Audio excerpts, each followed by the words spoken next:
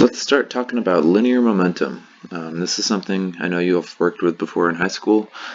It's one of the most simple things to calculate that there is actually in physics. It's just simply, we could say the linear momentum, P, is a vector quantity and it's equal to the mass times the vector velocity. So both of these are vectors.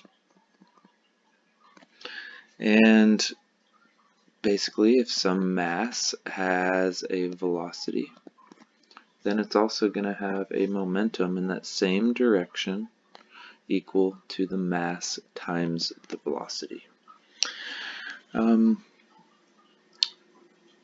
We will talk about angular momentum also, but right now we're only talking about linear momentum. Angular momentum is going to refer to maybe like a top, right? You spin a top, and the fact that you have a mass distribution spinning about gives that top an angular momentum. We'll talk about the conservation laws for both linear momentum and angular momentum also, and those are going to help us solve a lot of problems, much easier than some of the ways we used in the beginning of this semester. So I'm going to start off by giving you a definition. The time rate of change of momentum of a particle is equal to the net force acting on the particle and is in the same direction. So let's write that as, we can basically rewrite the definition of force in a new method. It's the change in momentum with respect to time. And how does that make sense? Well, if you pull this momentum formula in here, we get the time derivative of mv.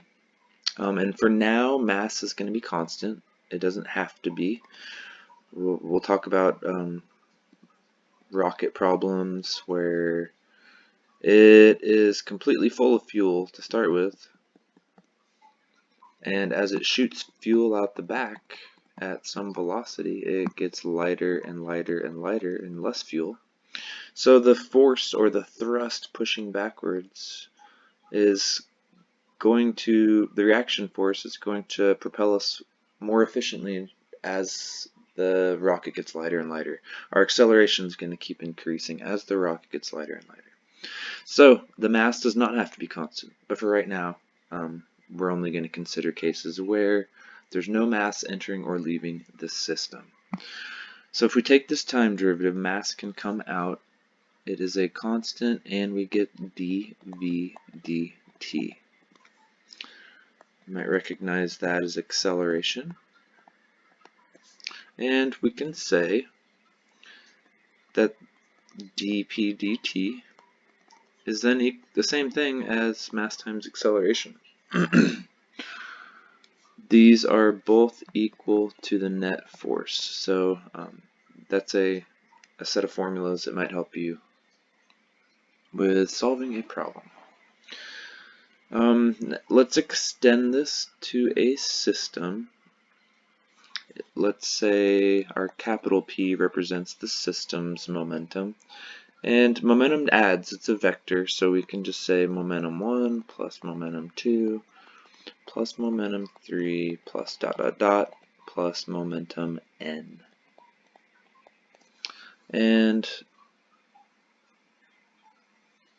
what we're really looking at is mv1 plus mv2. And should keep subscripts on the masses also. These could be different masses, or they would be different masses. M3v3 plus dot dot dot plus mn vn. So just shows that if you remember, we saw that a system of particles, we can look at the particles as just one particle if we can calculate the center of mass. Here's our pretend center of mass for this set of particles. Even though each may have their own velocity, we can find the velocity of the center of mass. And by doing so, we reduce this equation to the total combined mass, capital M, that's all the masses added up, times the velocity of the center of mass.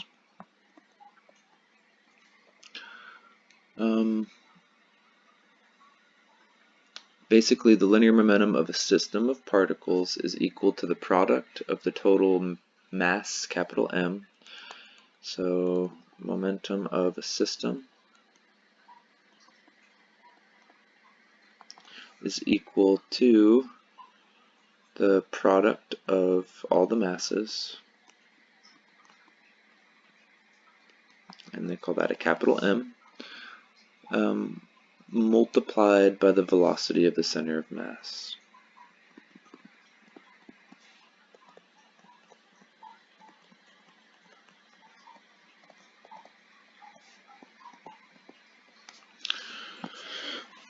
Okay.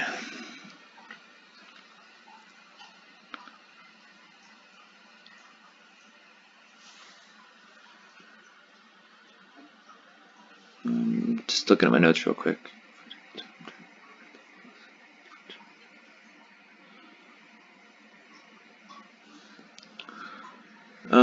But basically going backwards, we can say for this big capital P, if we take the time derivative, that was equal to force, right?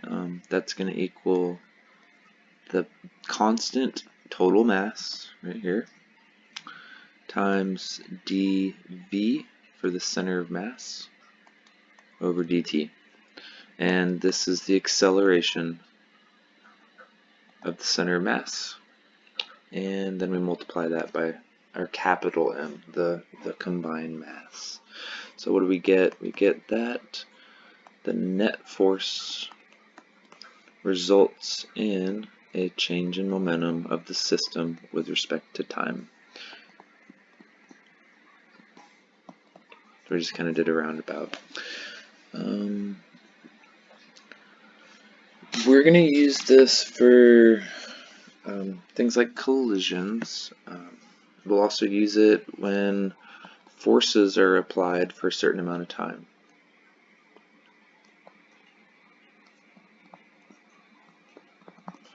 If a force is applied for some amount of time t, we're going to get what's called an impulse. We can say that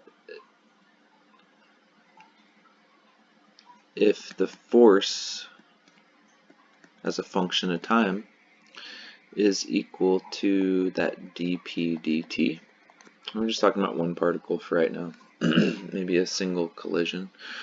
What we're going to be able to do is separate these variables and integrate it. Let's throw the dt over by the force, so we get f dt is equal to dp.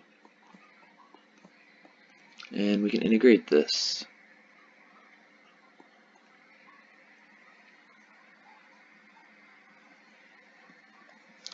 And what we get is what we'll call J, the impulse, is going to be equal to the integral from t1 to t2 of that vector f of t times dt. This is your impulse definition. So if a force is applied from some time t1 to t2, we get what's called an impulse. That impulse is going to cause a change in momentum.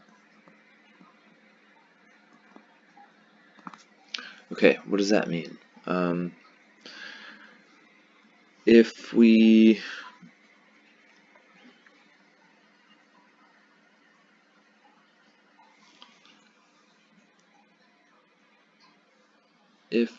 say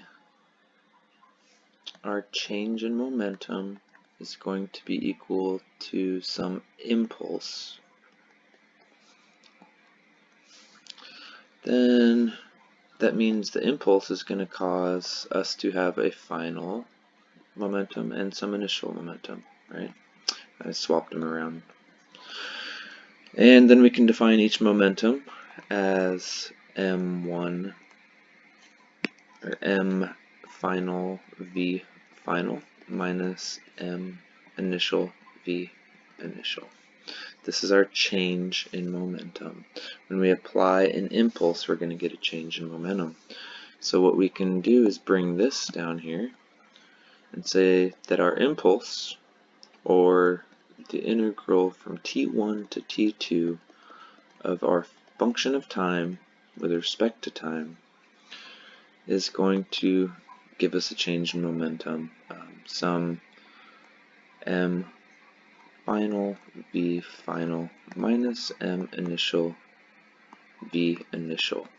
And this is what we call impulse momentum theory.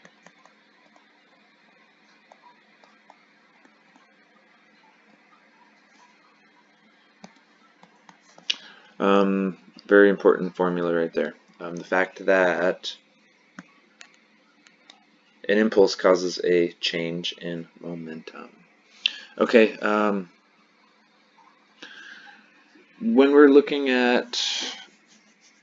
we looked before at work, we had forces, we had time, and we had changes in the velocity or the kinetic energy, right? Sorry, we had forces and we had displacement, delta x, or delta r we'll call it. So this was our work energy unit. Now that we're looking at impulse momentum, it's very analogous. And I want you to see the relationship. Now we're looking at a force. We're looking at the amount of time the force is acting as opposed to the distance that the force is acting. And we're still going to be looking at the velocity because with momentum we get mass times velocity. Before we had kinetic energy was 1/2 mv squared. So we're still dealing with velocities. I want to make a quick note. If you do have to integrate a force, so if you wanted to find the impulse of some force from T1 to T2, you literally would take that force. So let's say, make up a fake force, not a fake force, but just make one up. Force as a function of time is equal to 3t squared plus the cosine of t. Something like that. We would actually put that in there and crank the handle and integrate it. If it's not something that we don't have to integrate, we can just say that it's equal to the average force times delta t. Or if the force doesn't change with time, we can just put in F delta t.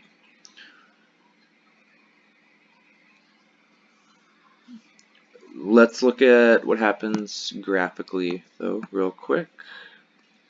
Let's say we have a force and this is our time direction. Let's start with the generic, it could be a variable force, right? So let's say maybe our force looks something like this. The integral definition tells us that the area under this curve is equal to the impulse. So if you had to calculate it, you can either take the integral of that force, this is some f of t, from whatever condition t1 to whatever condition t2 you want, and that area will be the impulse that is applied from t1 to t2. If a constant force or average force, we could say, is applied, we'll call this the F average, or we'll call this F, but we'll label this as F average. And let's look at some T1 to some T2 again. In this case, our force is constant. So to calculate, we just calculate the area of a rectangle. The area is still equal to the impulse, and you know this time interval delta t, and you know the magnitude or how high up the forces on the force scale, then you can calculate the impulse J as F average times delta T. Let me look at my notes real quick.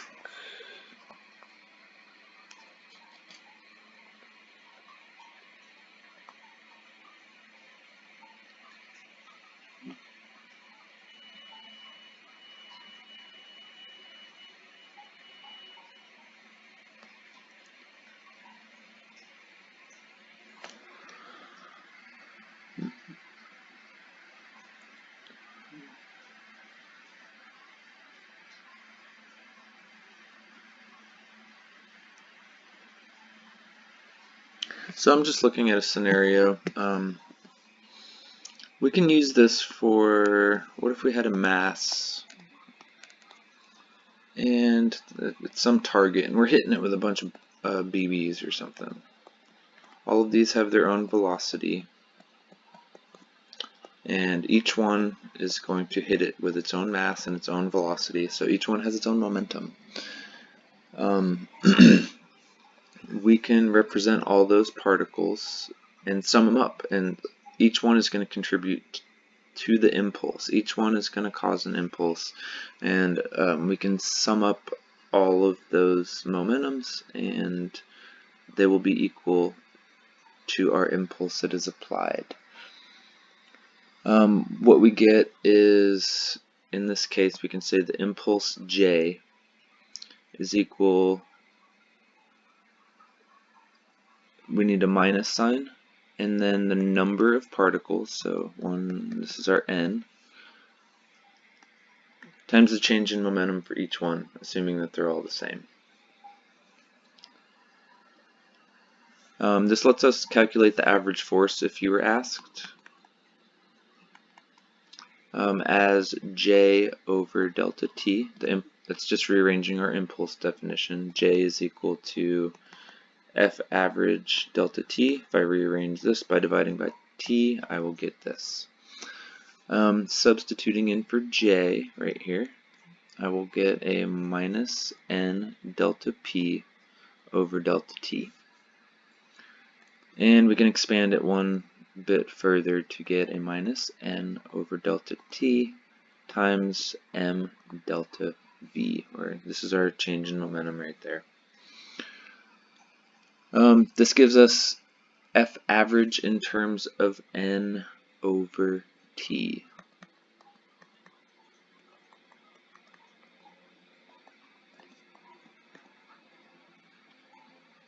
N over delta T.